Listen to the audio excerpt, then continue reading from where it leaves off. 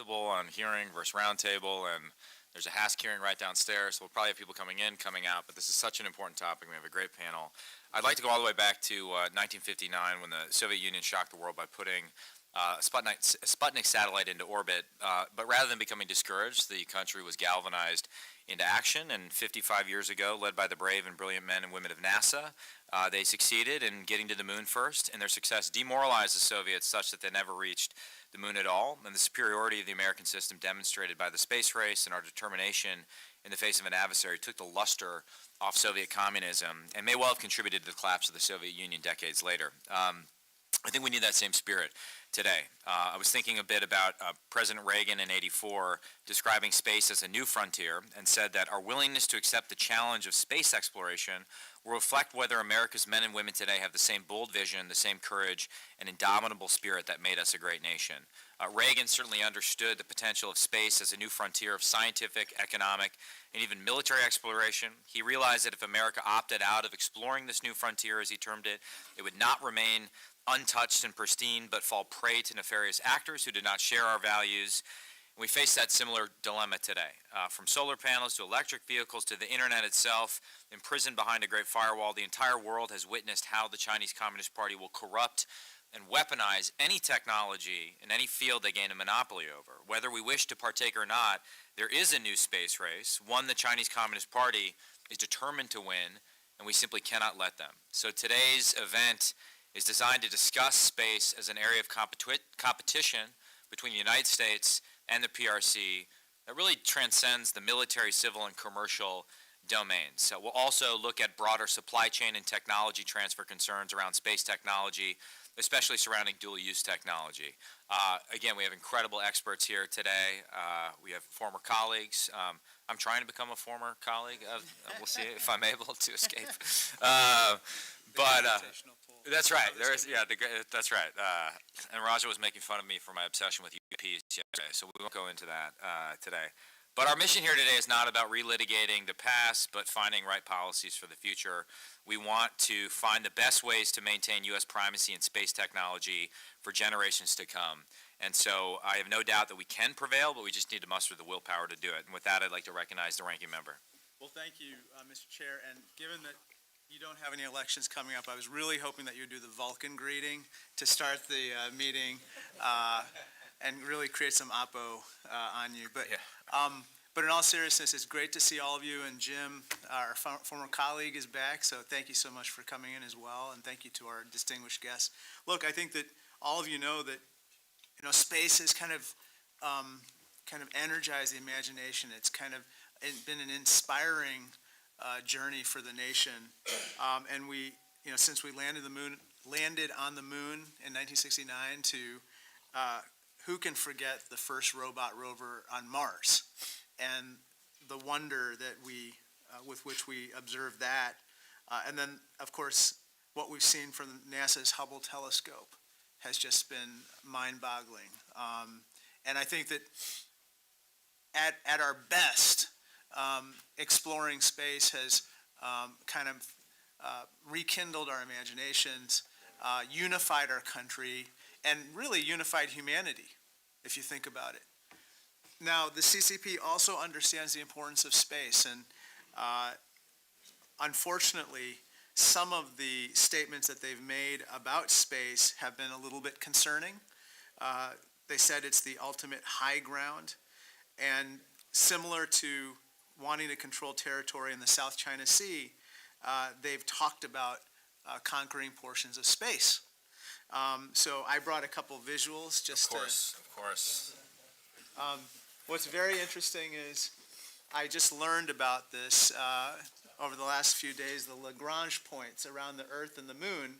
And this is the Earth, and here's the Moon, and there are 5 basically strategic parking spots in the gravitational pull between the Moon and the Earth, where different assets can be parked in those places for various purposes. And unfortunately, what we understand that the CCP is trying to control those particular parking spots for navigation, positioning, and surveillance in space.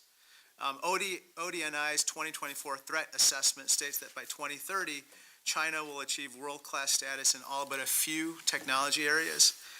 They've already developed civilian and military assets in space, including kinetic kill missiles. They landed the first rover to explore the dark side of the moon, and in quite a technological feat, they actually now have a permanent space station called Tiangong, and it was stationed in space in 2021. I mean, this is really an incredible technological feat for them to put that up there. Now they have 900 satellites in orbit, half of which have the ability to detect and track U.S. aircraft carriers as well as naval movements. And so I would hope that someday we can once again engage in cooperation with China and the PRC with regard to space exploration. But at the moment, under Xi Jinping, there is a real space race. And so given that fact, we have to up our game, work with our partners and allies in exploring space, in creating the rules of the road for space, and I really look forward to hearing from all of you and my distinguished colleagues about ways that we can work together on that. Thank you. Thank you. We have three incredible witnesses. The Honorable Jim Bridenstine was the 13th Administrator of the National Aeronautics and Space Administration. I think we only overlapped on HASC for about a year or two, but it was a beautiful overlap. It was amazing. It was, yeah. The General retired, John W. Raymond, served as the first Chief of Space Operations for the United States Space Force from 2019 to 2022. And Mr. Tory Bruno is the President and CEO of United Launch Alliance, an American aerospace manufacturer. With that, I want to welcome all of our witnesses and thank them for being here this morning. Mr. Bridenstine, you are now recognized for your opening remarks. So I'll just piggyback on some of what you guys have already talked about, if that's okay. A couple of things. Chairman, you mentioned the Strategic Defense Initiative, Ronald Reagan, and you preceded that with discussion about the 1969 moon landing. It should be noted that the reason the Strategic Defense Initiative was so effective, even though we spent hardly any money on it, of course it was called the Star Wars program at the time, but the reason it was so effective is because the Soviets believed we could achieve it. Here in the United States, people said it's too expensive, not technologically achievable, it will never be complete, all those types of things. And while all of that was quite accurate, the Soviets believed we could achieve it for one reason. They saw just 12 or 13 years prior to that, they saw people walking on the surface of the moon, an accomplishment they were not able to achieve. So these types of stunning achievements, and Raj, I should say, Ranking Member, you mentioned specifically the Mars landers and the rovers, and those are those types of stunning achievements as well. So it not only provides a piece of information that can deter an opponent, or a competitor in this case, but it also can inspire a nation. And that is why it's important for this country to have these stunning achievements moving forward. Ranking Member, you mentioned cislunar space. You talked about the Lagrangian points. There are other areas around the moon where, or the Earth-Moon, any area where the Earth-Moon gravity, the gravity well of the Earth and the gravity well of the moon, there's shared space where assets can balance there. You had the Lagrangian points. There are others. We talked a lot at NASA about the near rectilinear halo orbit. There are other halo orbits where assets can station for long periods of time without using very much fuel at all. This is why it is so important for us as a nation to do things like have domain awareness in cislunar space, even beyond those Lagrangian points that you demonstrated. We need domain awareness, we need navigation, we need communication for those specific domains. I'll finish by saying, and the question is why? Why is most of our highest value assets are in geostationary orbit when we think about our nuclear command and control and our missile warning and those types of things.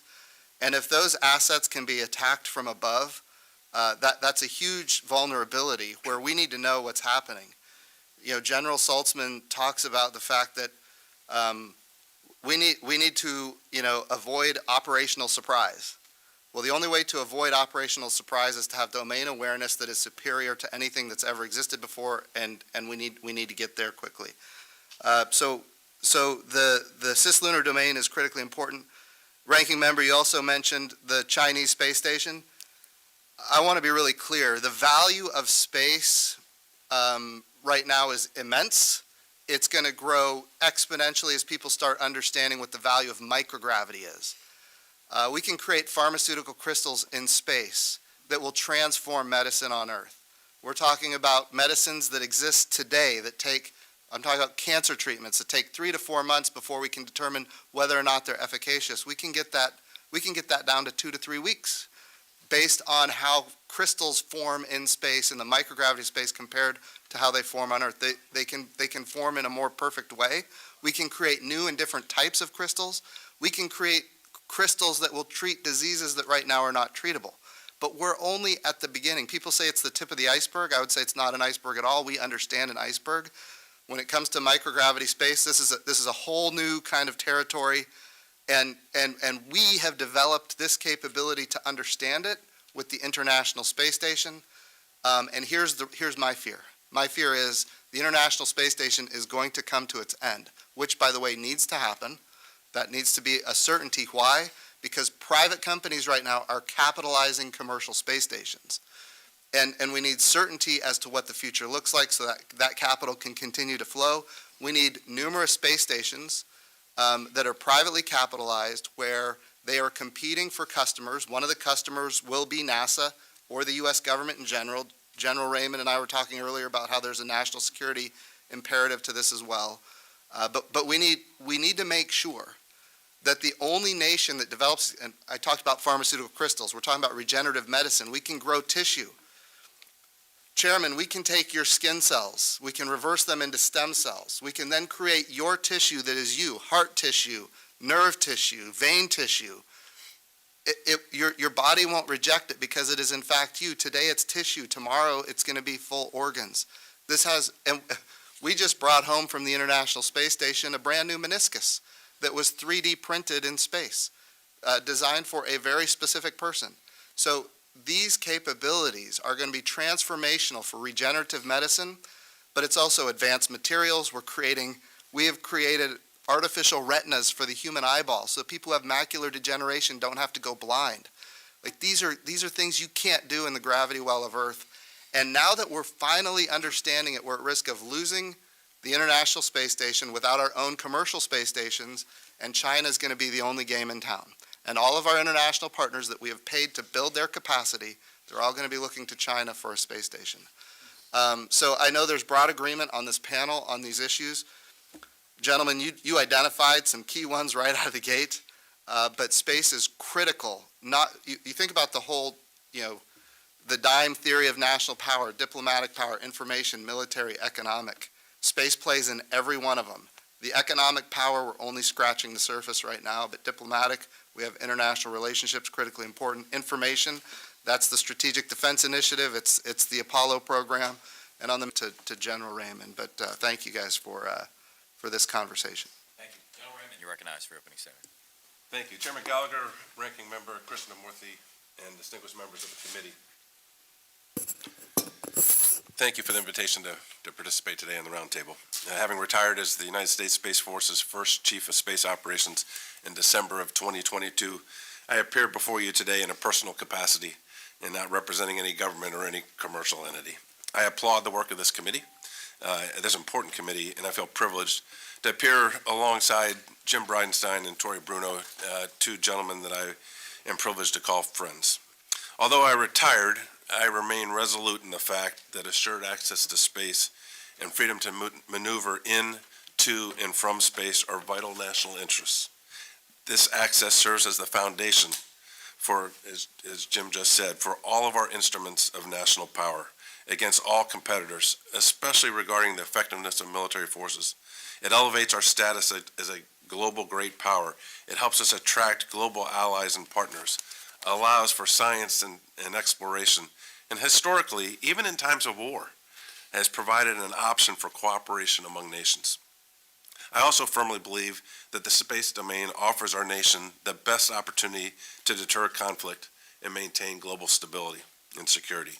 Unfortunately, we no longer have the luxury of taking this access to space and the advantages that that access provides for granted. Intensifying strategic competition with China presents a serious threat to the U.S. national security, and that competition extends into the space domain. I believe that that competition over the next 10 years might be the most critical 10 years in the history of our space program, and we cannot afford to lose. Fortunately, in 2019, with the strong support of a bipartisan Congress, the United States established the United States Space Force. Thanks to your legislation, it is clear that we are better postured today than we were just 4 years ago. But there remains much work to do to stay ahead of this pacing Chinese threat so that we can compete and deter and win in space in order not to have to do that in other domains. China has a robust space program that is a source of national pride and key to President Xi's China dream to establish a powerful and prosperous nation. China is building a full suite of counter space capabilities to threaten U.S. systems in all orbits, while at the same time they're building and integrating into their military operations an impressive array of space capabilities that rival those of the United States. China's space-enabled military can detect, locate, track, target, and therefore strike U.S. forces, placing them at great risk, a risk that we can't accept. DoD's pivot to a more distributed and resilient architecture helps deny China the benefit of attacking our satellites and reduces the first mover advantage that currently is associated with our current architecture. We need to keep our foot on the accelerator and complete the transition to move off the legacy architecture, which is extremely costly. This is the most consequential work the Space Force has accomplished since its establishment. Although resilience is a priority, resilience alone is not enough. To protect our land, air, and maritime forces, the United States must have the ability to achieve space superiority, and to do so with responsible counter-space activity. We must be able to impose costs on an adversary to more effectively deter actions that place our joint force under great risk. We need to accelerate our counter-space efforts to protect our joint force. I've really appreciated the Department's and Congress's favorable budget prioritization for space over the last few years. However, I am very concerned about the funding reduction in this year's Space Force budget. Now is not the time for decreasing or flat space budgets. I agree with General Saltzman. The Space Force is a work in progress. We need to complete this work, and we need to do so at speed. China is not slowing down. This budget reduction increases the risk to both our space capabilities, our joint force, and our ability to compete, deter, and win. Timely budgets that prioritize both resilience and space superiority are critical to our national security. With all the challenges come opportunities. With every challenge comes opportunities, and I do believe with congressional support, we can capitalize on the many opportunities that are associated with space. First, we need to continue to develop new and mature existing partnerships. That is a strength of the United States. We are clearly stronger together. We need to continue to lead the development of norms of behavior to shape what we consider as safe and responsible behavior in this domain, rather than being shaped by our adversaries. We need to develop rules so the Space Force can have a more fused relationship with commercial industry to be able to capitalize on this innovation that's occurring in commercial industry. It is a U.S. competitive strength, and we need to do everything we can do to harness that strength. We need to review current trade regulations to ensure that we keep critical technologies out of the hands of our adversaries, but also enabling us to work closely with our allies and partners. And finally, investing in first-rate education and training for our guardians, for our people represent our greatest strength. Again, sir, I appreciate the opportunity to be here. I appreciate the opportunity to be here with these two gentlemen, and I thank you for your opportunity. General, Mr. Bruno, you're now recognized. Thank you, Chairman Gallagher, Ranking Member Krishnamoorthi, and distinguished members of the committee. It's an honor and a privilege to speak before you on this pressing matter of competition between the United States and China, a great power competition. And from this point forward, I will be your personal rocket scientist, and as such, I must compliment the ranking member on his budding understanding of orbital mechanics and the significance. Well, you handled it well, sir, and the significance of Lagrange points is right on. The near rectilinear halo orbit that Jim referred to, by the way, is an L2 orbit. So they are, in fact, that important. I think it's important that we also recognize that space has simultaneously become much more important to U.S. national security while also becoming so much more vulnerable to our adversaries, especially China.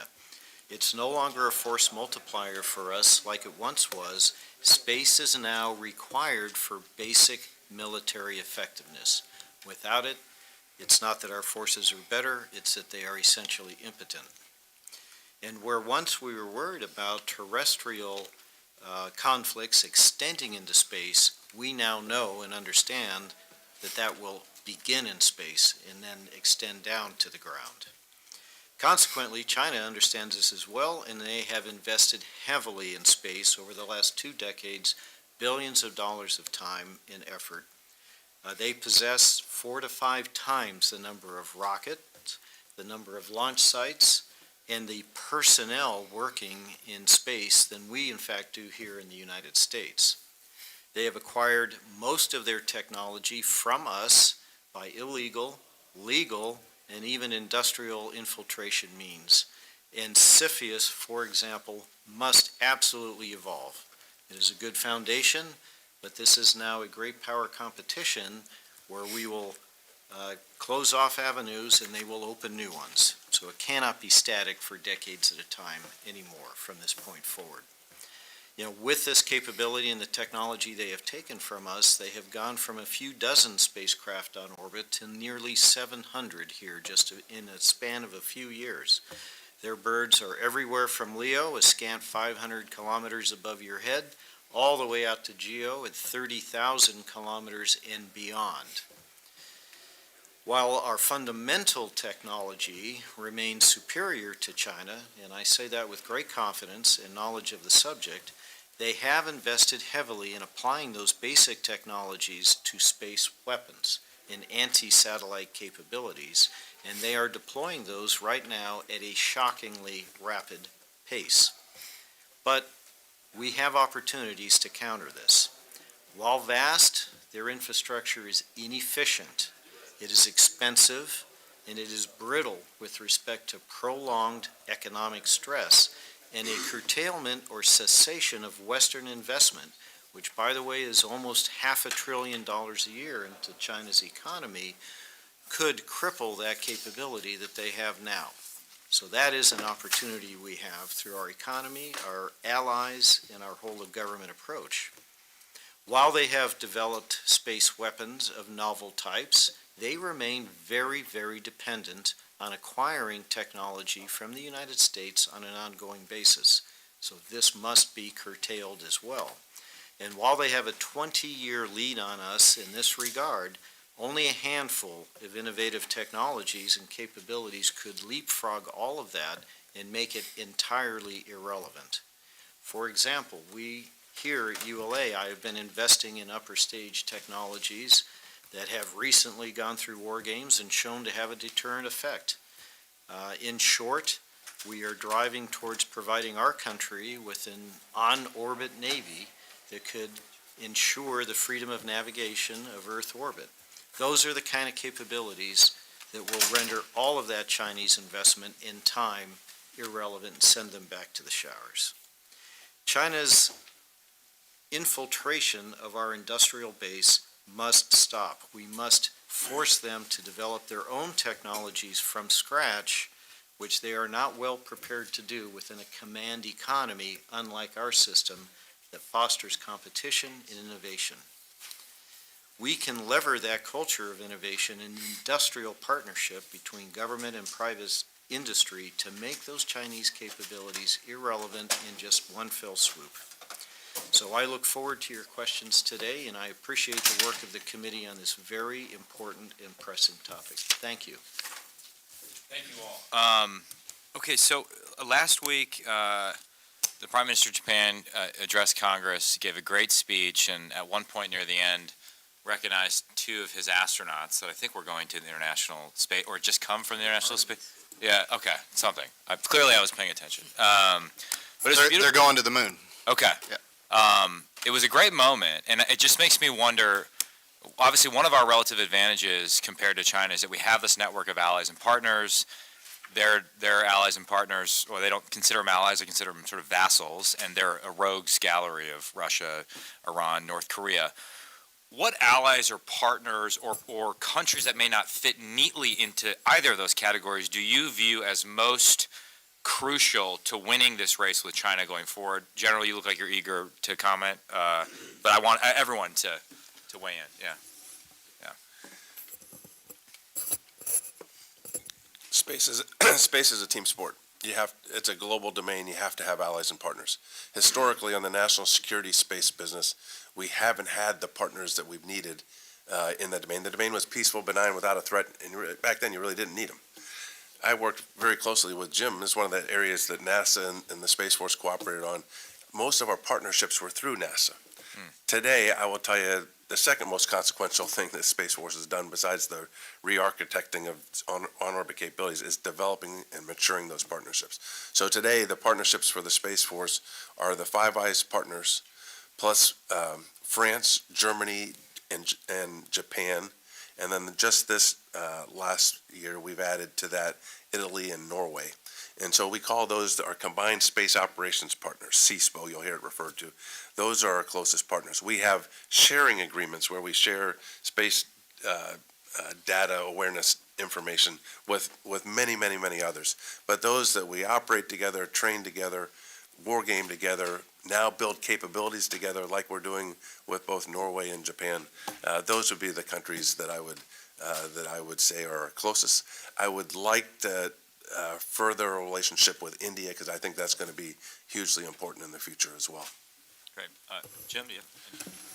I would say on the national security side, I know that they are focused at Space Systems Command on allied by design. I hear that all the time from folks over on that side. On the NASA side, we don't do national security and defense, so we have the opportunity to partner with a lot of countries that you normally wouldn't see us partnering with. When Eisenhower created NASA, there was a strong effort to put it inside the Department of the Army, and Eisenhower said, no, we're going to have a separate independent agency that has the ability to focus on science, technology, but also diplomacy. And so if you go back in time, you have seen NASA as a great tool of diplomacy. Even in the height of the Cold War, after 6 moon landings, we partnered with the Soviets on the Apollo-Soyuz program, which was, a channel of communication and a tool of diplomacy that was novel at the time. We went from that to the Shuttle Mir program, and then we went on to the International Space Station, half of which is today Russian. That, of course, is an extraordinarily strained relationship at this point, given what's happening in Ukraine. But I will also say that as you contemplate NASA, we really need to think of it as a great tool of diplomacy, and I do think that the U.S. government has not been capable of understanding that it is a tool of diplomacy, in the sense that if we get into a trade war with China and they have an interest in participating in something that we're doing, whether it's maybe a Mars mission or something, in space, we can put things on the table that is in their interest, and it doesn't cost us anything to do that. But I will say the executive branch, and this has been going on for years, has not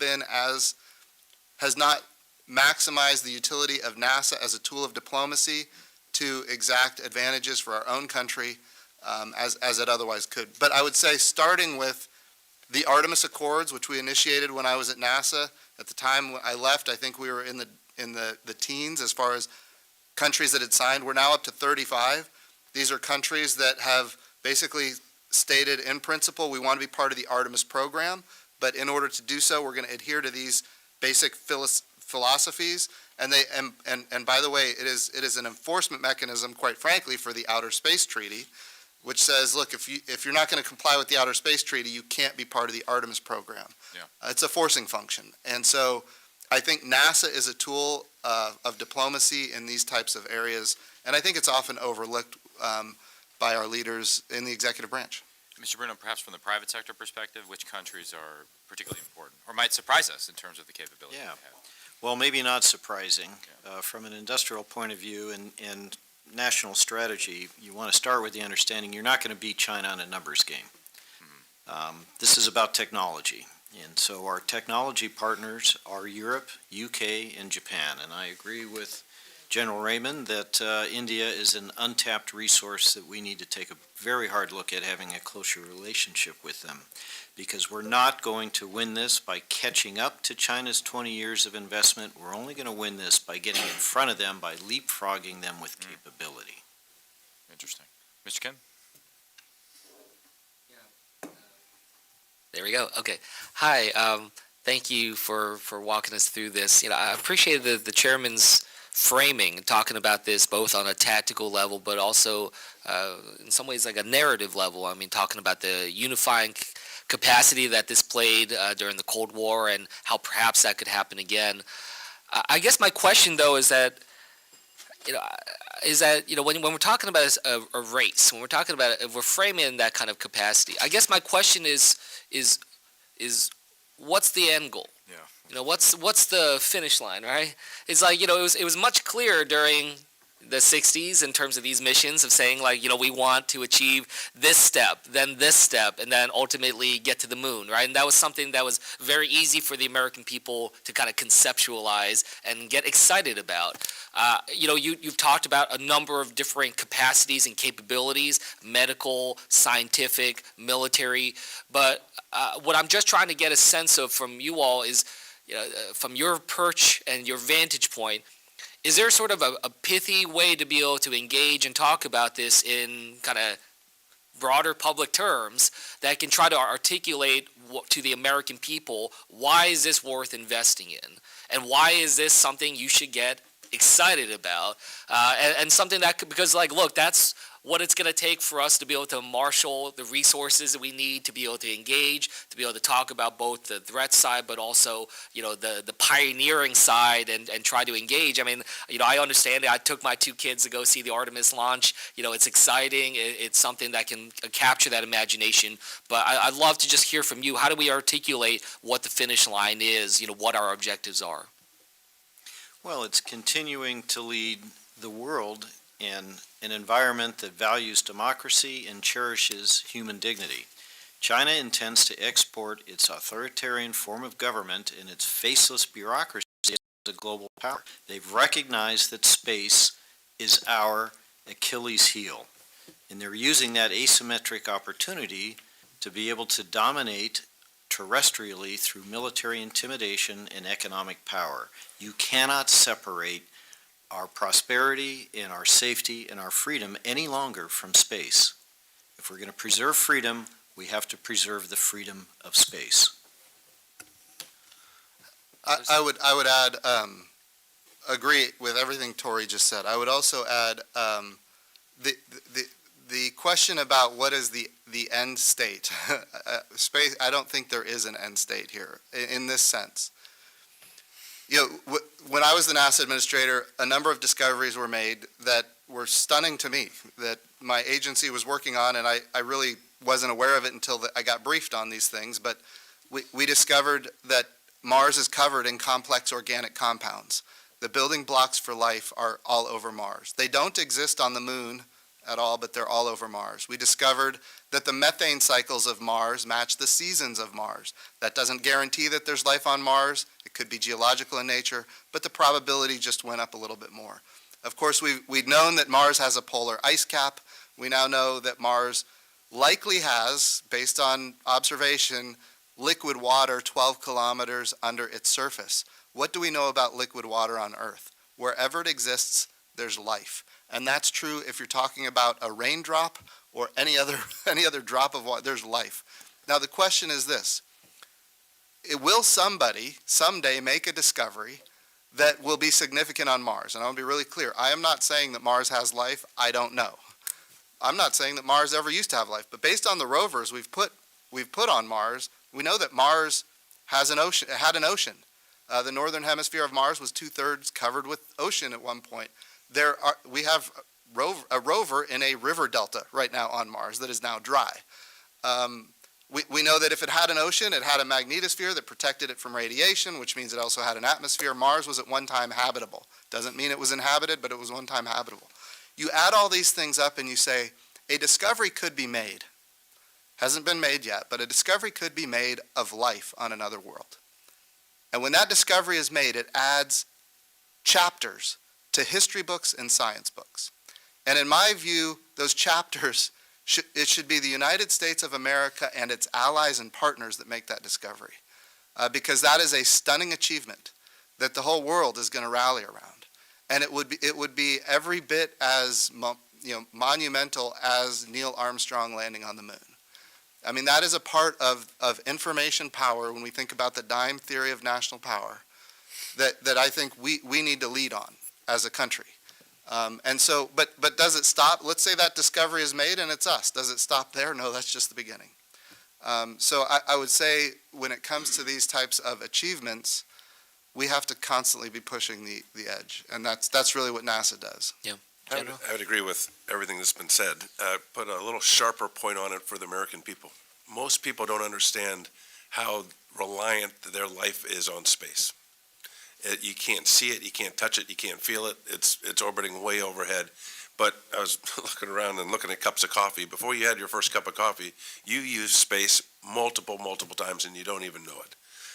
I will tell you, the end state, from my perspective, is a domain that allows for global stability, a domain that allows for innovation that's going to impact every American's way of life in ways that they can only dream about today. And an end state that allows for science and technology, as Jim has articulated very, very clearly, and a domain that allows us to deter conflict globally. Space is a huge force multiplier, and although people say it's expensive, it is an extremely good value for the dollars you put in because of the great benefits that we achieve from it. Yeah. No, look, I'll bring this to a close, but let's keep in touch about this. Let's keep thinking about it because, I think that narrative is so key, not just in terms of our work in space. It's key to this committee's work in terms of how do you frame the competition between, the two most powerful countries in the world. And, on this particular one, I think that, when you think about it, even just the sheer word that exists because of what this happened, which is, the moonshot, right? Like, I think America's ready for another moonshot moment. Now, whether or not that means space or appropriating that term for something else, but, like, to what extent can we say, like, look, like, let's use this for, let's invest on the medical side to be able to cure this or that, or, and be able to use microgravity or whatnot to really be able to show where are we getting towards, if it's Mars that we sort of set our eyes towards, like, do we make that kind of bold claim in that kind of way as a sort of a beyond Artemis? But, I just think that it is important to be able to articulate some type of vision to the broader public for them to get excited about, for them to understand the relevance in their own lives. But I don't know. It's just something that we'll have to keep at it about. Back to you, Chairman. Jim, if I could add one, I'm sorry, No, Jay. go ahead.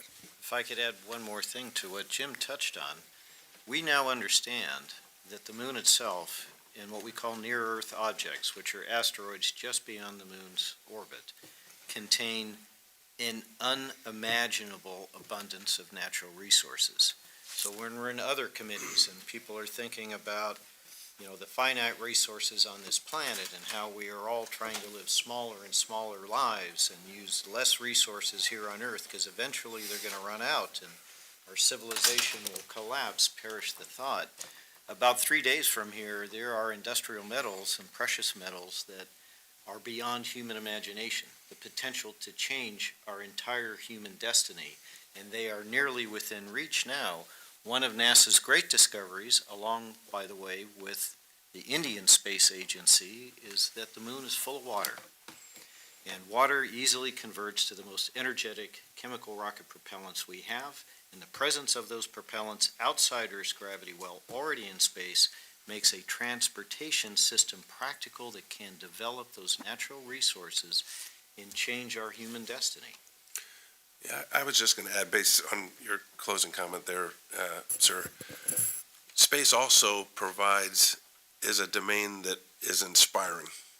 When I was a young kid, Tory, same, I'm sure, watched man walk on the moon, and were inspired by that.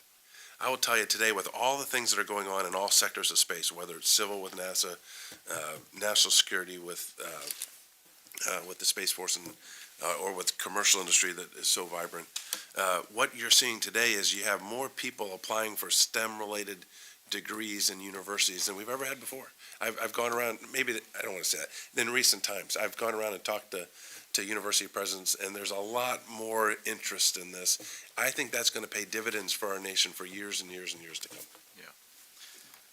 Carlos? Or I don't know. I don't have a list. Thanks. Everyone will have time, don't worry. Hey, I've been a huge fan of space since I was a kid. And I remember the first moon landing, and I think I was 14 years old at the time. Also, I'm a student of history, and if anything, history's taught me anything, is that the nations that lead the world are the nations that are exploring throughout history. Right. And so, while we may have been first to the moon, that happened 50 years ago, we need to be first to the moon again. Because if we're not, if China actually beats us back to the moon, then it will be a signal to the rest of the world that we're on the decline and they're on the ascent. That being said, I'm concerned. We went from a suborbital, we went suborbital with Shepard in 61, and we landed on the moon in 69. That's 8 years. We've been trying to develop this Artemis program and the launch vehicle for 10, 15 years. And when I look at the architecture, it's just a souped-up Apollo. What the heck is going on? And why aren't we there already? I mean, we were supposed to be on the moon this year, according to President Bush. He wanted to get us back by 2024. We're nowhere close to doing that. My fear is that the Chinese are working to get there and beat us. So, do you have any more information? And why is it that these systems are taking so long to develop when we were there 50 years ago? To a guy like me, it doesn't make any sense. I have my theory, and my theory is a fear of failure. So that hampers us because, if something blows up with NASA, you've got 2 years worth of hearings as to why that thing blew up. That's right. And whereas other folks, like you get, Musk and SpaceX, it blows up. Hey, great, that's fantastic. It was a success. Let's do it again.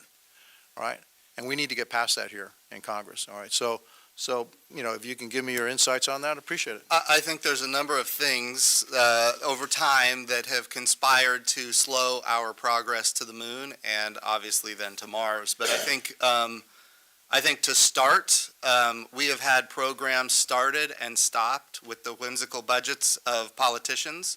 And I'm not saying that to be critical of this body, but I am certainly being critical of this body. Sure. And I've been a part of it. I remember when I was on the science committee, my very first hearing was about this mission, the asteroid redirect mission, and it was interesting how all of the Democrats were in favor of going to Mars, and all of the Republicans were in favor of going to the moon, and we were debating whether we were going to go to the moon or Mars. And I remember thinking how dumb it is that this is a divisive partisan issue. Well, if you back up, it's one administration starts a program, the next administration cancels it and starts another program, the next administration cancels that one and starts another program. This has been going on. George Herbert Walker Bush had the Space Exploration Initiative. It got canceled for a different initiative. Then George W. Bush had the vision for space exploration, included the Constellation program. That got canceled. And so, yes, it is starts and stops and wasted billions of dollars and lots of time. Now, all that being said, what is the solution? And there's other issues. I want to be really clear. This nation made a determination years ago that we were going to build the International Space Station, which has now been in orbit we've had people living and working in space for 25 years in a row, which is a stunning achievement. It's also an extraordinarily expensive achievement. So the question is, how long do we want the government operating a space station in low Earth orbit? Or do we want to transfer that to commercial partners, and then the government can do what point, for example, going to the moon and then onto Mars? So we have to make these transitions. I will tell you, we're also terrible as a nation at making these transitions. We look at when the space shuttle ended, we had, a 10-year gap before we had, commercial crew launching astronauts to the International Space Station. By the way, during that time, we're spending $100 million a seat with the Russian Soyuz rockets to get to the International Space Station.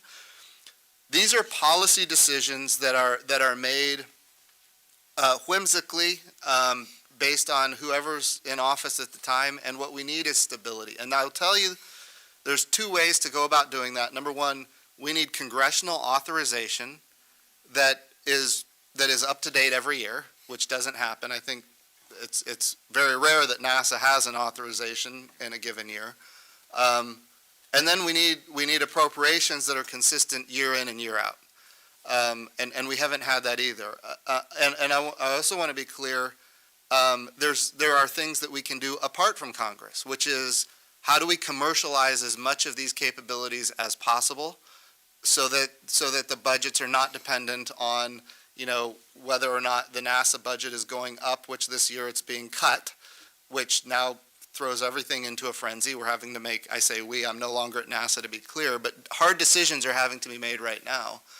And money, by cutting the money, you actually waste the money, because at the end of the day, we don't achieve the accomplishments that we set out to achieve. So I've got other theories and ideas, Congressman. I'd love to talk to you at length about it, but I think those are just some of them. Yeah. I'm a military person, not a civil person, so I won't talk about the race to the moon, although I think it's critical. But I will talk about the need to go fast. And I used to get asked when I was the chief of space operations, I used to get asked all the time, what kept you awake at night? And it wasn't the technology piece that was keeping me awake at night, it was how fast they were going and how slow we were going. And I look back in our history, we've had in our history, as you mentioned, as relating to the moon, we've had the ability to go fast before. From my perspective, what has happened is we have controlled the shot clock for so long on the national security side, and we don't anymore. And we had the luxury of controlling that and being able to pace how we deliver capabilities. The capabilities that we have today are very large, very exquisite, very expensive, and you don't get a do-over if you launch them and they don't work. And so it drives a risk tolerance that is that you can't accept a lot of risk on. What the Space Force is trying to do with leveraging commercial industry to a greater extent is to be able to change that risk calculus and to be able to move at speeds that we haven't been able to do before. So you'll hear about the shift from large, exquisite to proliferated, smaller satellites that are cheaper, that are coming off of an assembly line. So if something doesn't work, it doesn't matter because there's another one coming off in an hour. Right. That's not the model that we have today. And so, as I mentioned in my opening statement, the most consequential work the Space Force is doing is making that shift to a new model, a hybrid model. There'll be large, exquisite things, but there'll be others that will allow us to go at speed and to be more innovative, leverage commercial and leverage international partners in a way that we haven't been able to do so. Add the perspective that Jim pointed out. China has a strength in that they are able to set a plan and stay on it for 5, 10, 15 years. And obviously that is a strength that they have, but it also means they are vulnerable to disruption.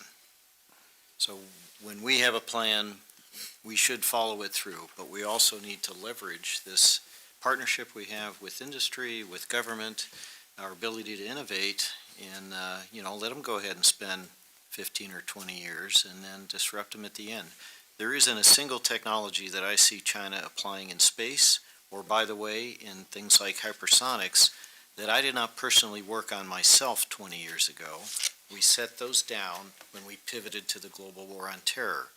They stole that technology and they have kept with it all this time. And that's why today it looks like they're going super fast, because we're at the end of that long chain. That's okay. We'll just innovate something else, send them back 20 years. If I could piggyback, and I agree with everything that Tory just said, I would add, I think and I've said this a lot even when I was at NASA, we will never out-centrally plan China because we have too many members of Congress and senators with special interests in their districts. And so we also have a governance issue where, we're building hardware that may be obsolete because it's protecting jobs in somebody's home district. So we can't out-centrally plan China, but what we can do, and this is I think what Tory is talking about, we can out-entrepreneur China. And that's where the innovation takes place. That's where the stunning, developments that, for example, dropping the cost of access to space, which I know Tory has been working on for a decade now, those things are coming online now that are going to be fundamentally transformational for this nation. And those programs they're not driven by government. They're driven by the government setting conditions that say, we're going to buy your service, who can provide us the best access at the lowest price, and then the entrepreneurial spirit of this country takes over.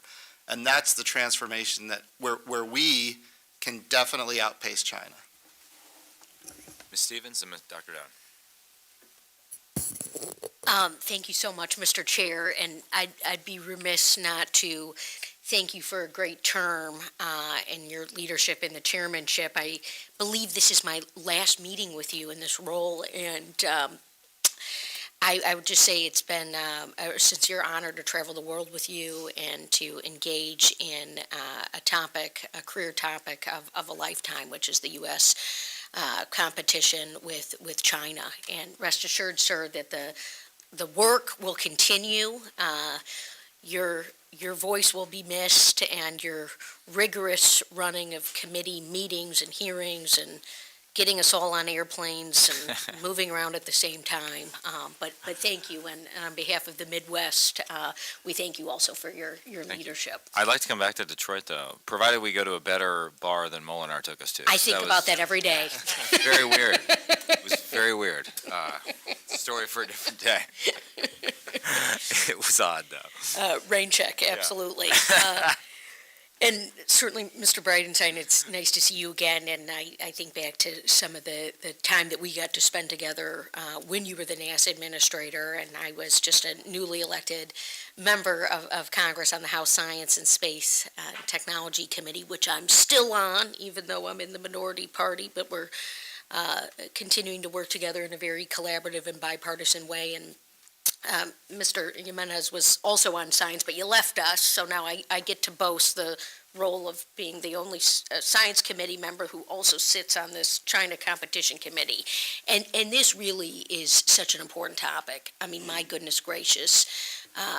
Thank you for the testimony and the Q&As of which I've been able to participate in this far. I wanted to actually follow up on the low Earth orbit and the hypersonics and just trying to almost back this out a minute to really understand what we can do to compete, because I happen to have a conversation with Rivada, which is kind of an American company, kind of in Europe or London and all this and that, and they're doing the low Earth orbit satellites tied to hypersonics, and speaking directly to the CEO, just as this select committee was getting started, the abuse that he was experiencing on the international stage vis-a-vis the CCP's want to dominate in low Earth orbits, and particularly related to hypersonics, it was actually just frightening to listen to as a lawmaker, and very jolting to me,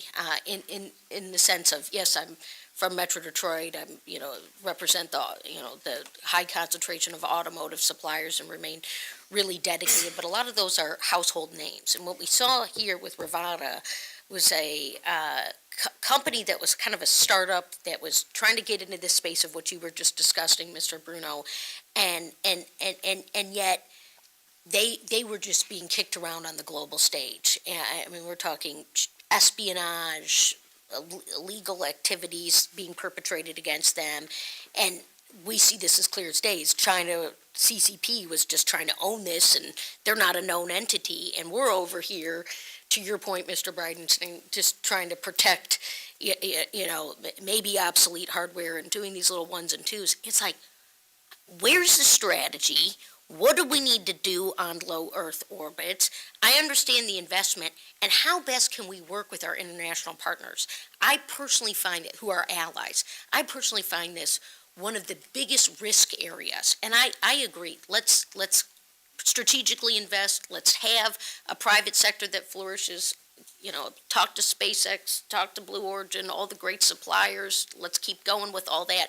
But we are weak when it comes to the defense component here, the national security, and what's going on, outside of our atmosphere, where we are incredibly vulnerable. I mean, it truly, and that's maybe my opinion, but I certainly love your feedback, sir. Yeah, the first thing to appreciate about hypersonics is that that's a shorthand term for maneuvering hypersonics.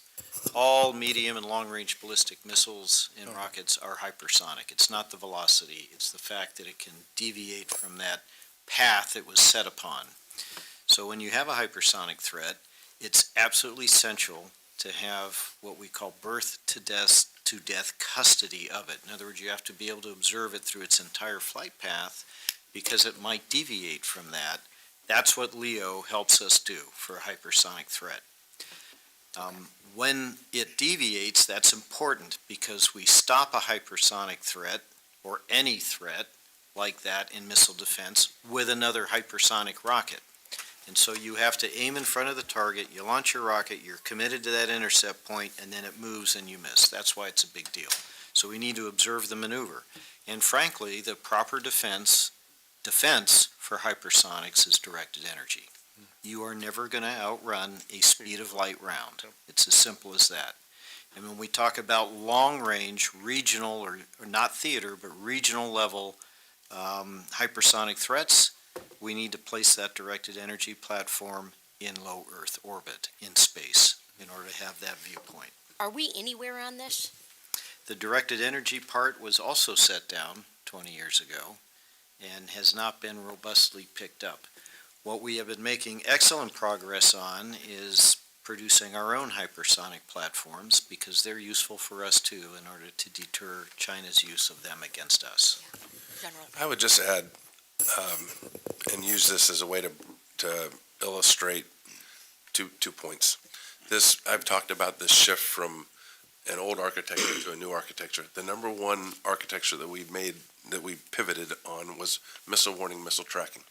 And the reason why we did that was that today the satellites that we have, although the world's best, are designed to detect a ballistic missile. It means it is not maneuverable. And so because of the emerging hypersonic threats, we had to go lower to be able to track those as they maneuver. And so, again, it was going from large exquisite satellites in geosynchronous orbit to many, many satellites in low Earth orbit to be able to track that. At the same time, you get a second benefit. Rather than having handfuls of satellites to do that total Earth coverage and have persistence in low Earth orbit, you have to have hundreds.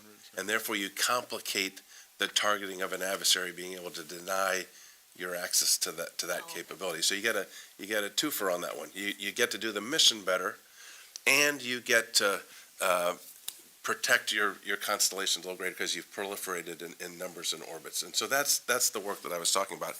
To get to your point, ma'am, on international partnerships, I think one of the things you're seeing in space is that technology is moving so fast that it's outpacing some of the policy and regulatory and organizational frameworks that are there.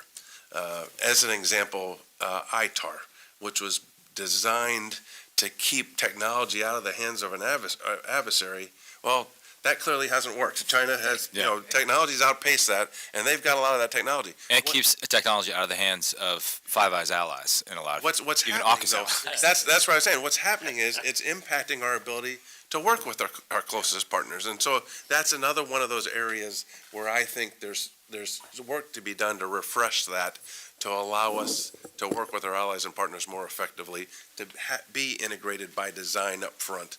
And I think that's an example of probably several policy frameworks that needs to be looked at just because of the pace of technology change. No, and certainly has come up, a couple of times on the committee. and hopefully Mr. Gallagher in his private sector role or public life that he'll have, not in elected office, will publish papers on ITAR reform. And as the committee continues to, it'd be very interesting for us to think about a subcommittee dedicated to this space consideration, partly because it is incredibly nuanced and complex, and frankly, it deserves dedicated attention. What I saw with it, and look this up with this Rivada, because they started going and all of a sudden it was just, boom, we're going to kick you out. We don't want you in low Earth orbit for hypersonics. And again, I'm not trying to do their bidding. I just, I'm on the committee. I've been doing this work and, we're just getting pushed around. We're behind, 20 years behind on investments here. And the minute we try and, through a private sector route, go in, we're pushed out.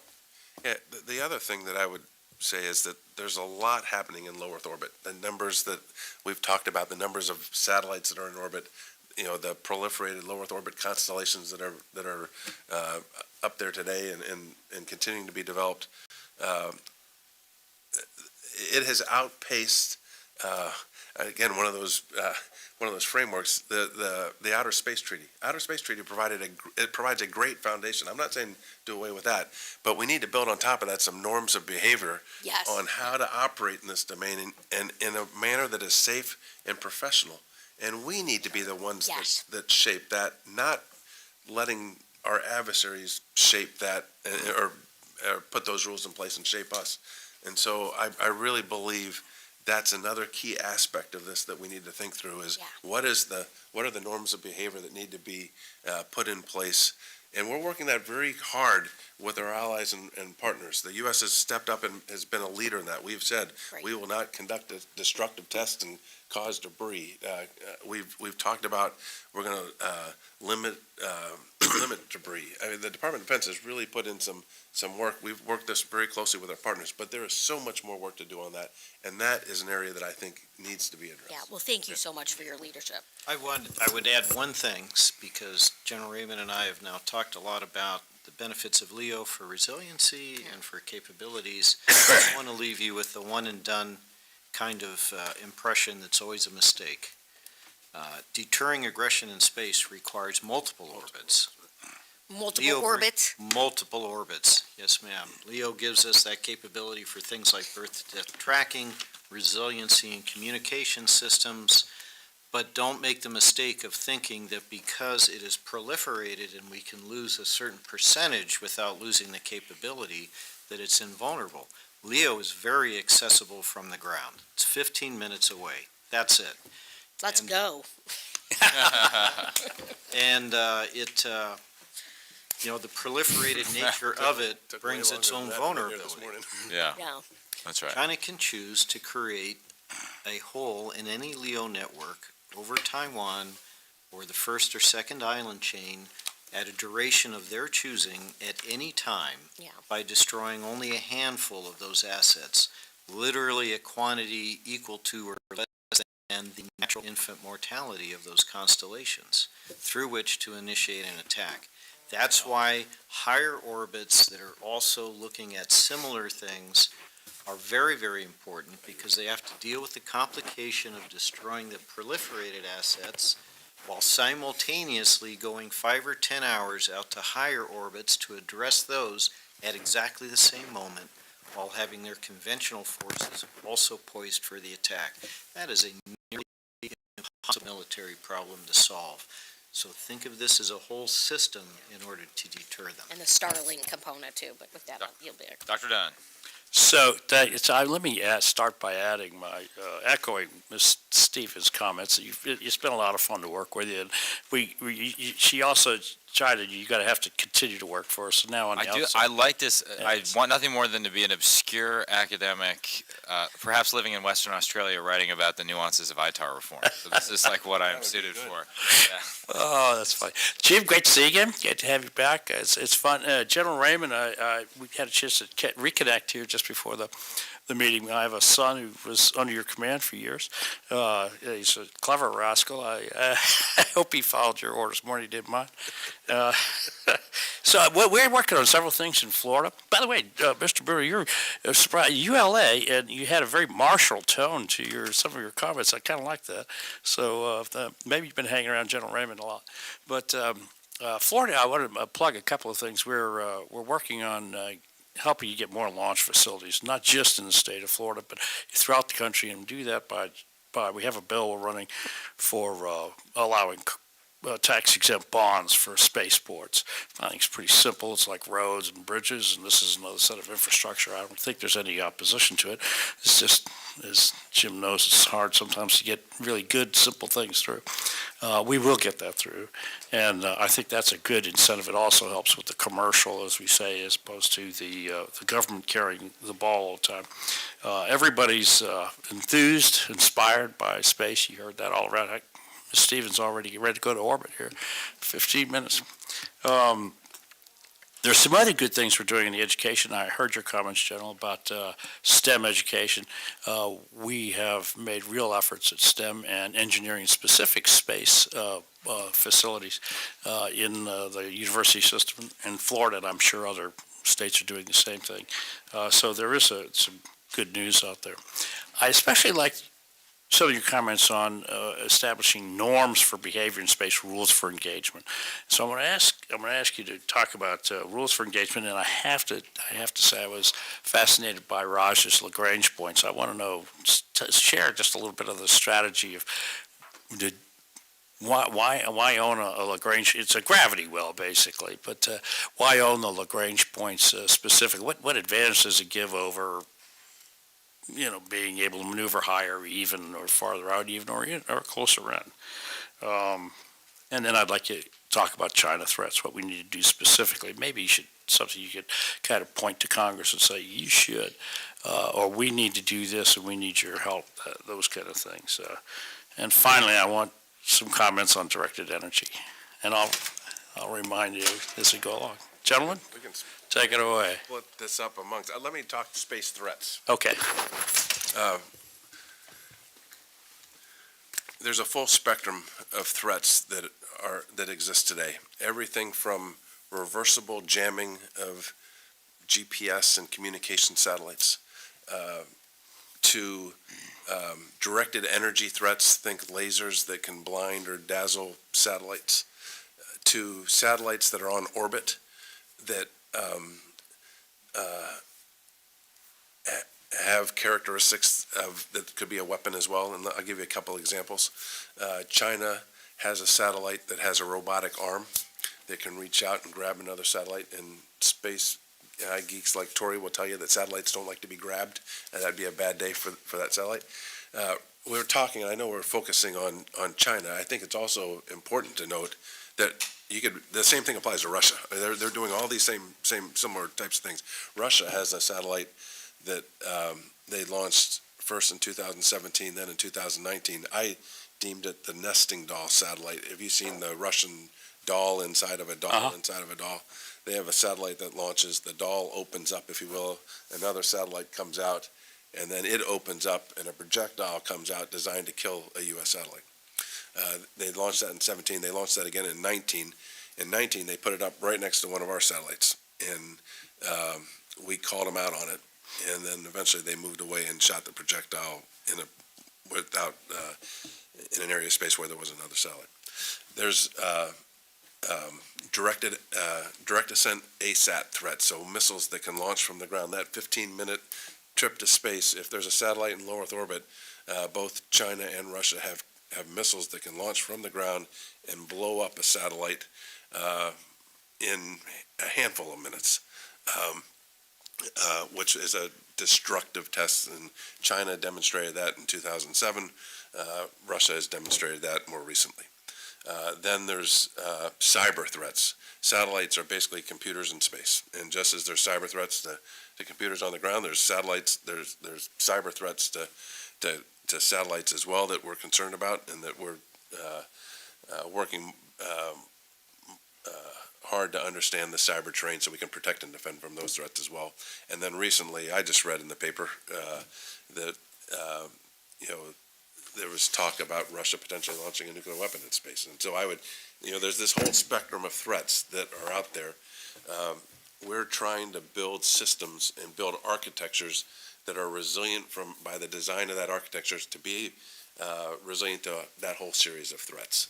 And that's really the hard work the Space Force is doing today. But it's clear today that space is a warfighting domain just like air, land, and sea. And it's clear that we've got to be able to deter conflict from beginning or extending into space.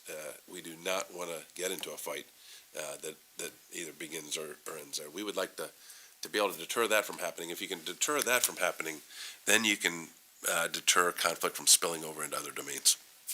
I think the Lagrange points are key terrain in military terminology. I'll let Tory give you the tutorial on. You've captured the essence. It's a location where the moon and the earth, in this case, any two bodies, but the moon and the earth their gravity fields are interacting.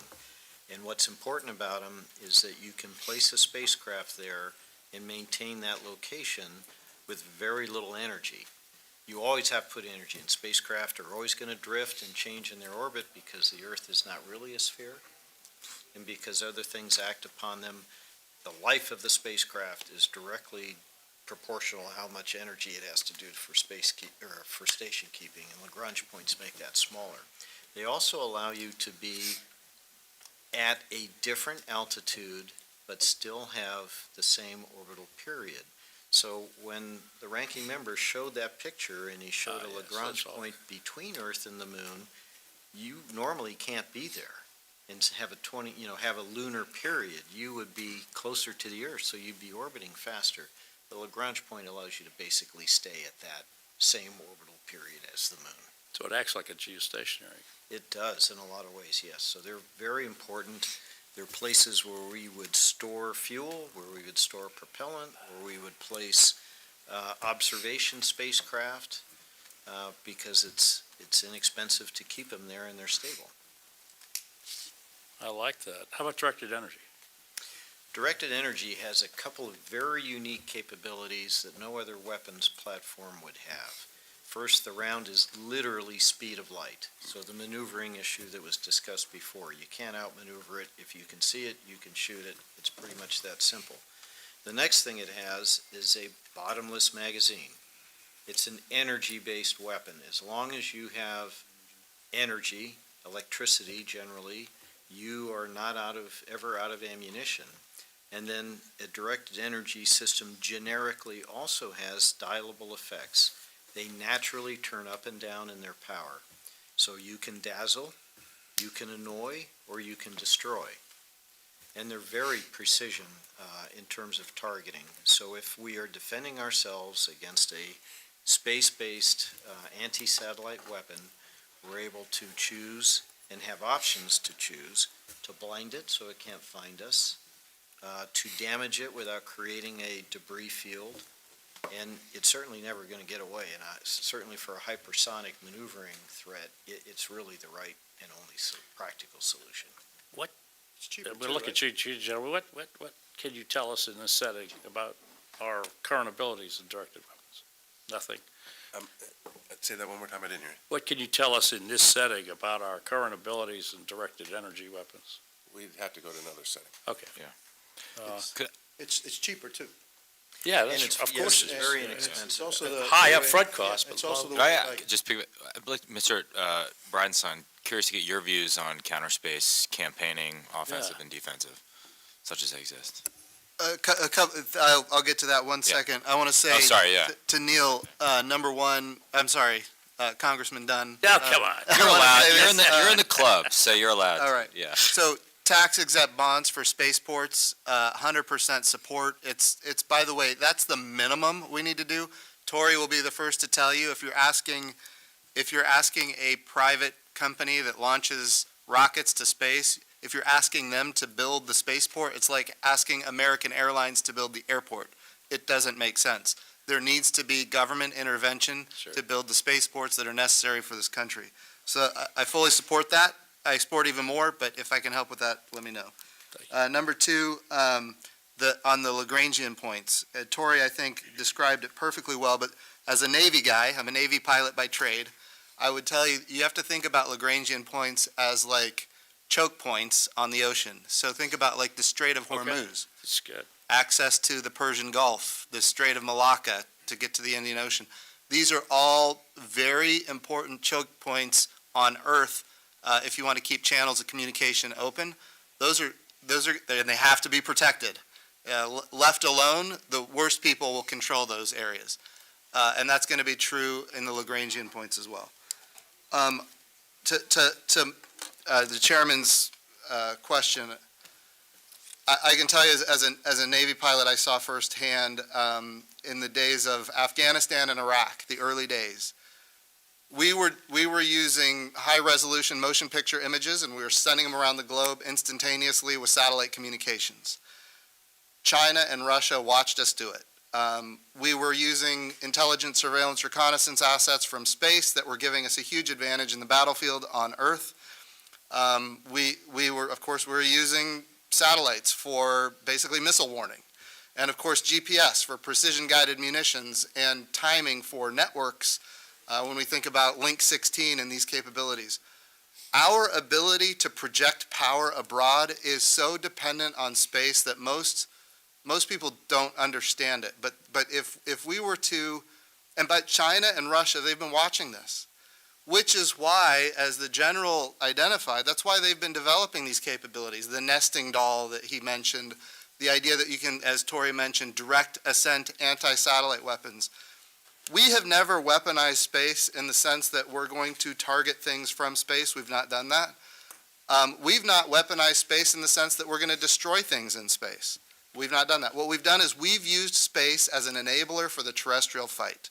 That's been our force, our power projection overmatch that has aided us in every war that I was ever involved in.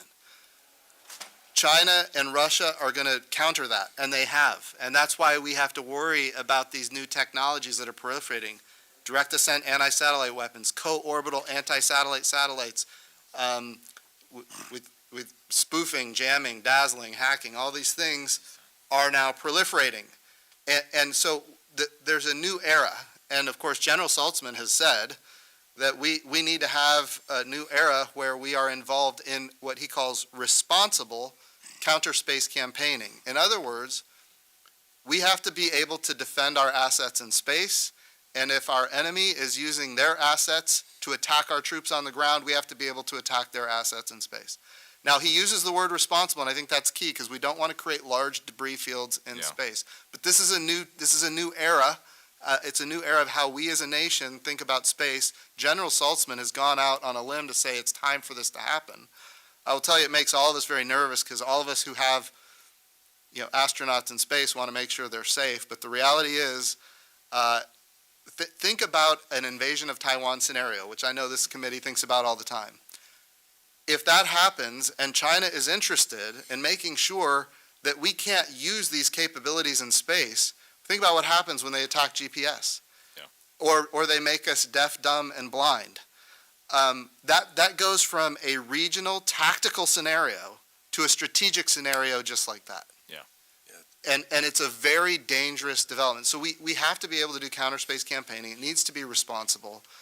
But I'll tell you what this group could do, what Congress could do, is pass a sense of Congress that it's time for us to adopt as national policy the development of responsible counter space That's campaigning. a big idea. Could I, just before, General, I have a point of privilege here, because the ranking member only has a few moments before he has to go. He gave me a very nice gift yesterday, and I'm bad at giving gifts. So I wanted to give him something in remembrance and in honor of the No Limits partnership that we've developed. Inspired by your comments about Taiwan, I want this to forever hang in your office. This is us doing the Predator handshake on a mountain in Taiwan, a sign of strength in America and congressional partnership. So I'll sign this and get it to your office, but I just wanted to hand this to you right here. Thank you. So, Right. Thank Yeah. you so much. Here, here. perfect.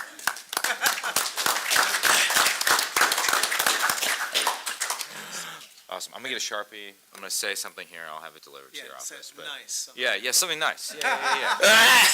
I'm gonna do a mustache on you, and there's gonna be a bubble. I'm So, sorry, I'm yeah. bouncing between hearings, so I apologize. All right, perfect. All right, I'll see you in a bit. General? I would just summarize two things. First, space is a huge force multiplier. We cannot afford to build a Navy, an Army, an Air Force, or Marine Corps that can operate without space. You'd have to have significant amount of more forces. Space enables us to do so much more with less force structure, and we've benefited from that at the end of the Cold War and reduced force structure. That's all been enabled because of space, and so you have to be able to protect and defend the capabilities that you have. On the flip side of that, China has seen that, as Jim said, and have integrated space into their operations. They have a very good space-enabled military. That threatens our Army, that threatens our Navy, that threatens our Air Force. It's sacred duty to be able to protect those folks as well, and that's why you have to build this responsible counter-space campaign so we can protect those forces, because they're being watched, they're being tracked, they can be targeted, and they can be killed with that space-enabled military from China. You know, one thing I would add to that, General, is that we've touched on it, but I want to make it really clear. The focus in deterring aggression in space has been largely about resiliency most recently. We have to add the ability to defend ourselves. Resiliency is important. We don't want to offer a single knockout punch Pearl Harbor opportunity to our adversary, but if we think we're going to be in a conflict and allow them to keep destroying assets at will for some prolonged period of time, we're not thinking about this right. At some point, you have to make them stop shooting. Classic deterrence calculus, deny benefits and impose costs. We have been focused on the deny benefits part of that with resilience. We need to also have the ability to impose costs. You And can give answer me one, of and your then I'll, deep yeah. questions as I've had a Go. moment to think about it in this room. Turn on the mic. Yeah.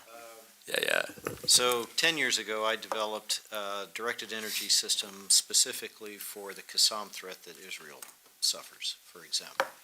A relatively inexpensive system to develop, primarily because I was leveraging technical know-how from the airborne laser program that had been recently canceled. And so that system was running about 15, 20 kilowatts. It was capable of destroying small, short-range ballistic missiles, drones, and boats. The cost to kill was about $1. It ran on a diesel generator. Can I drop a bell sponsoring that? Yeah, I know Carlos, let me just get one, and then we'll go to you, Carlos. An odd question, Jim. By the way, remind me what you flew in the Navy and what your call sign was. I started off in E-2 Hawkeyes, I Yeah. transitioned to the F-18 Hornet, and my call sign was Brainstem. Brainstem? Yeah. Can I ask about the origin of this, or? Maybe another time. Okay, overpaid. I tell people it's because I'm smart. But Sounds like that, yeah. That's not the smart part. right, that's right. Okay, so given that you served here and then led NASA, I'd just be curious to get your view of how congressional oversight of space in general and NASA in particular is structured, and whether there might be an argument for some sort of better alignment of committees or streamlining of committee oversight. Does that make sense? Yeah, it does. So I think it's important to note, I think it's really important, we need NASA authorization every year. We need a consistent kind of framework by which to operate. I think administration, when going from one administration to the next, I want to be really clear, Senator Bill Nelson is now the NASA administrator, and we've had many conversations about the need for consistency. The programs that I started at NASA, whether it was commercial lunar payload services to go to the moon commercially with robots or, instruments, he wanted to move forward with it, and he has. And same with the Artemis program, he's moved forward with it. And same with commercial LEO destinations, he's moved forward with it. All of these things, I think, are important, and I would argue that whoever comes after him needs to have consistency as well. It's continuity of purpose. That's ultimately what has been missing, quite quite frankly, for decades. And I think it's important that continues. To the extent that we have Congress involved in an authorization that codifies the activities that are happening, that's very important, because what it says is, when we work on things at NASA, we're working on things that are decadal in nature or even generational in nature. And so the whimsical budgets of administrations coming in is a huge waste of time and money if there's huge fluctuations in the direction that we're going. So I think authorizations, and I'm an authorizer from the House by trade. A lot of people just focus on appropriations. Appropriations are 1 year at a time, and they can change quickly. Authorization is, here's your direction, and it's in perpetuity. And if it needs to be updated, update it. But I do think that it's important to have both. I think the Science Committee does a good job on working to get, I can tell you, everybody on the Science Committee, when I was there, everybody wanted to do a NASA authorization every year. Getting it through the full House and getting it on the agenda is often very challenging. Could I add one on Yeah. the national security side? I think we're at a significant shift in the character of warfare. And that character of warfare is really requiring intel and DOD to be fused in ways very, very much closer than we've had in the past. When I would come forward with, and we're working very, very hard to build the strongest relationship we've ever had with the National Reconnaissance Office, for example. When I would come forward in my job with the director of the National Reconnaissance Office, we go to two different committee sets, the intelligence committees versus the defense committees. And there are rules on information that can be shared at the classified level between those committees. I really believe as the intel community and DOD gets closer together by necessity, that there is room for some information sharing with the oversight committees to be able to do that, because it really limits our ability to have conversations with both committees. I've seen that as a HASC and HPSI member firsthand. If I ever come back to Congress, I intend to chair the select committee on the strategic competition between authorizing and appropriations. They should be combined into one. They should. But, yeah. Actually, We were talking about it yesterday. we Yeah. were- Carlos, you have a question? Yeah, we were talking about that yesterday, and I actually share his point of view that authorizing and appropriations makes no sense to me. It should be one. This is what we want to do, and this is how much we're going to spend on it. I'm for that. Okay, it makes no sense. Actually, to me, I feel almost worthless, okay? I authorize something, and then it goes to appropriations, and maybe they'll fund it, maybe they won't. So what the heck am I doing, all right? I'm used to I was a mayor, and I was a mayor of a big city, and so I'm used to saying, this is what we're gonna do, and that's how much we're gonna spend on it, okay? Much more efficient, by the way. But anyway, I digress. With the wars that we've seen, the asymmetric warfare with drones that are flying 40 miles an hour, they're $20,000, and they're carrying 10 pounds, 15, 30 pounds, whatever, we're shooting $1 million missiles at something that costs $20,000. We can't continue to do that, so directed energy is about the way to go, right? So, talking about directed energy, are you afraid that, is there directed energy capability now in space? Are the Chinese developing directed energy capabilities in space? Will they have a first strike capability in space against our assets and then deny us space? Can I have your thoughts on that, please?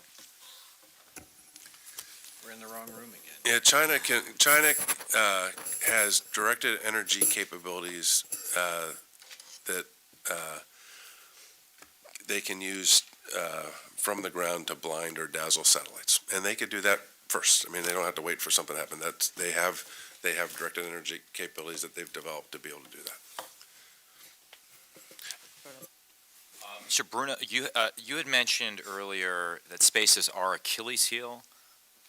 Just in like layman's terms, what do you mean by that? Just because we're so dependent on it? To General Raymond's point earlier about we just take it for granted? We're completely dependent upon it, and it's not protected, and the assets are fragile. Yeah. They know that. They know we rely on it more than they do. They can't contend with our terrestrial forces as they are, so that's why they have invested to be able to take space away from us. Got it. And then you also mentioned, I think, that there was something we could do in one fell swoop to leapfrog China. Was that denying investment in their space sector, or what were you alluding to there? I was Forgive me if I really missed it. talking about capabilities we could put into orbit that could effectively counter their anti-satellite satellites. Got it. Okay, perfect. This has been, any other questions from the members?